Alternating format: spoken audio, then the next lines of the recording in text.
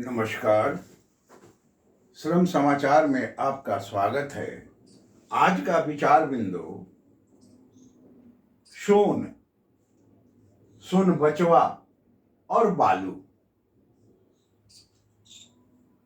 ये तीन हो गए, एक ही विषय है, एक ही बिंदु है, इसी से संबंधित ये तीनों हैं। सोन से ही संबंधित ये सोन बचवा और बालू भी है। अब आप देखें, सोन नदी एक नद है, यानी भारत में गंगा, यमुना, अन्य जो नदियां हैं वो स्त्रीलिंग में आती। अब व्याकरण के अनुसार ये गंगा, जमुना, अन्य नदियां जो हैं सो स्त्रीलिंग में आती।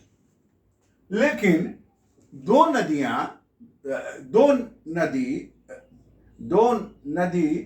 यानी जिन्हें हम ब्रह्मपुत्र और सोन कहते हैं, ये पुल्लिंग में आते हैं। ब्रह्मपुत्र का अर्थ ही हो जाता है जो ब्रह्मा जी का पुत्र हो, ब्रह्मा जी का जो पुत्र हो वही ब्रह्मपुत्र कहलाया। और सोन, रामायण में सोन का चर्चा है और वहां पर इसका नाम सोहन है। सोहन नाम से इस का चर्चा है, इस नद का। तो यहां से ये ह समाप्त हो गया है, कालांतर में ये ह समाप्त हो गया है, सोन बच गया है। तो ये दो हिंदी जगत में ये दो ब्रह्मपुत्र और सोन पुल्लिंग में आते हैं। अब ये तो हो गई कुछ भाषा की बात, सोन का के ऊपर चर्चा शुरू। सोन का शुरुआत अमरकंटक जो छत्तीसगढ़ में है, छत्तीसगढ़ से शुरू होता है और फिर ये पटना जिले में आकर मनेर के पास ये गंगा में प्रवेश कर जाती। तो एक इतनी लंबी इनकी दूरी ये सोन तय करती है। अब आज ये विषय इसलिए रखे कि सोन से बालू का खनन होने से वहां का पर्यावरण में काफी धीरे धीरे बदलाव आ रहा है, काफी बदलाव आ रहा है। इन्हीं बदलाव के ऊपर आज का चर्चा है।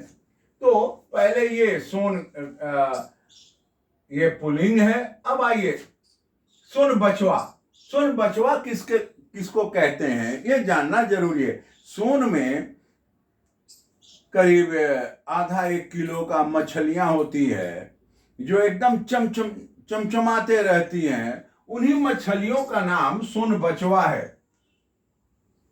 ये सोन बचवा प्रजाति की मछलियां हैं, देखने में बिल्कुल सोना की तरह चमचमाती हैं, जो सोन नदी में प्रायः मिलती थी। बालू खनन के बाद इनका काम समाप्त हो गया। ठीक है, बालू खनन के बाद इनका काम समाप्त हो गया, यानी बालू के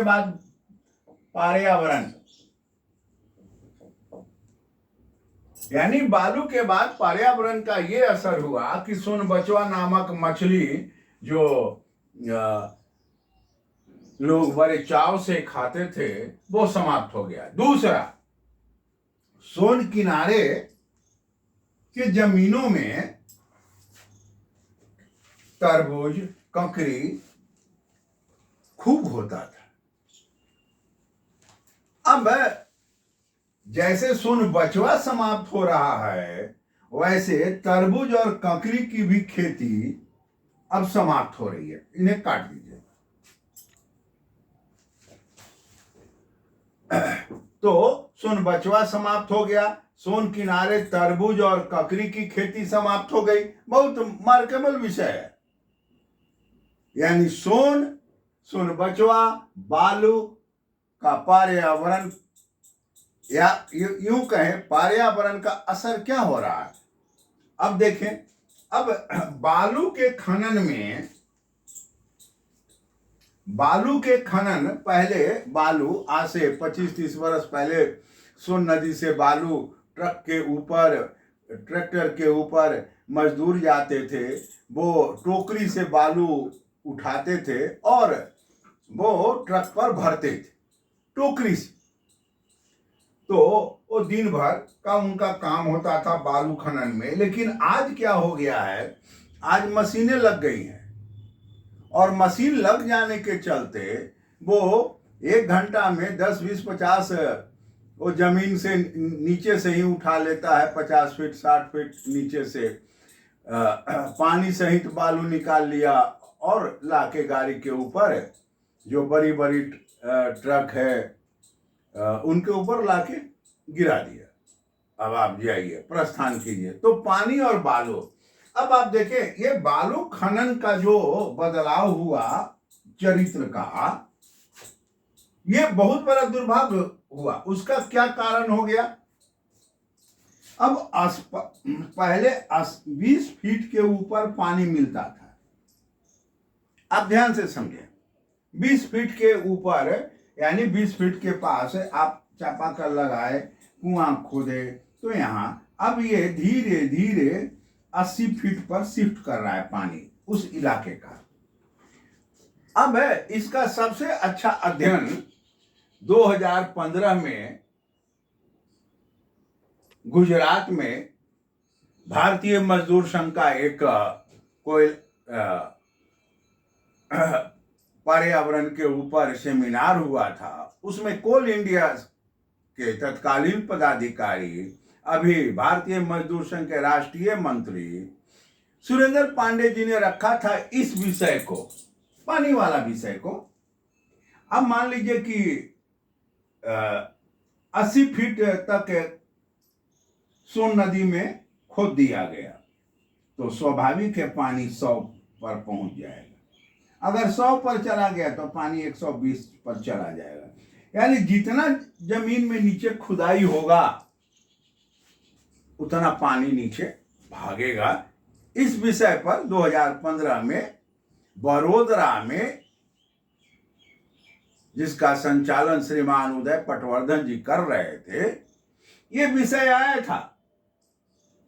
अब बालू का खनन होने के चलते, मशीन लगने के चलते ये अब 80 फीट आ गया है।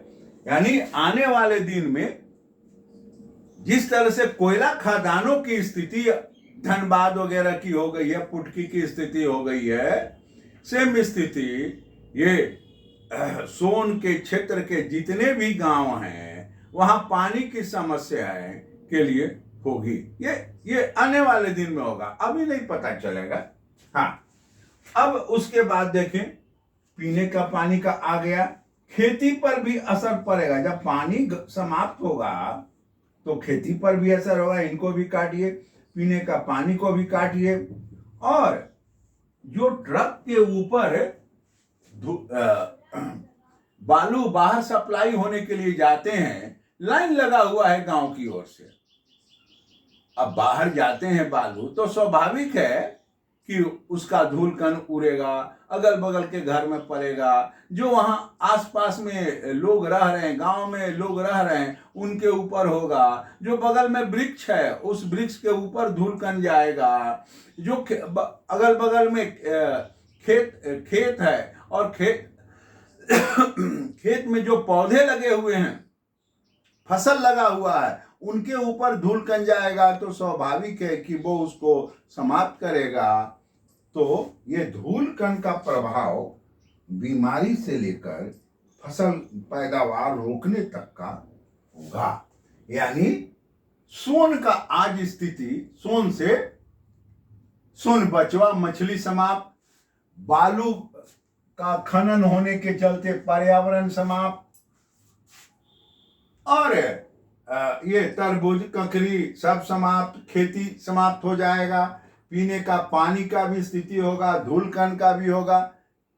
बिहार का एकमात्र खनन उद्योग इस समय बिहार में सोन, यानी वही नदियां हैं जहां से बालू निकलता है और घर बनने के लिए, भवन के लिए इनकी बालू सप्लाई होता है। तो मित्रों, आपके समक्ष ये आज शोन और पर्यावरण विषय का वीडियो कैसा लगा, इसे आप लाइक करें, सब्सक्राइब करें, शेयर करें, कमेंट करें। नमस्कार।